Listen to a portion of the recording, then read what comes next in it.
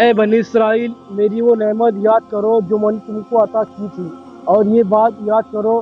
کہ میں نے تم کو سارے جہانوں پر فضیلت دی تھی۔ اور اس دن سے ڈرو جس دن کوئی کسی شخص کے کچھ کام نہیں آئے گا، نہ کسی سے کوئی سفارش قبول کی جائے گی، نہ کسی سے کسی قسم کا فدیہ لیا جائے گا، اور نہ ان کو کوئی مدد پہنچے گی۔ اور وہ وقت یاد کرو جب ہم نے تم کو فرعون کے لوگوں سے نجات دی، اور جو تمہیں بڑا عذاب دیتے تھے، تمہارے بیٹوں کو قتل کر ڈالتے اور تمہاری عورتوں کو زندہ رکھتے۔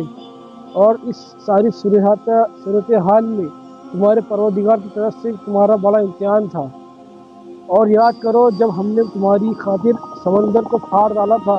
چنانچہ تم سب کو بچا لیا تھا، اور فرعون کے لوگوں کو سمندر میں ڈبا دیا تھا، اور تم یہ سارا نظام دیکھ رہے تھے۔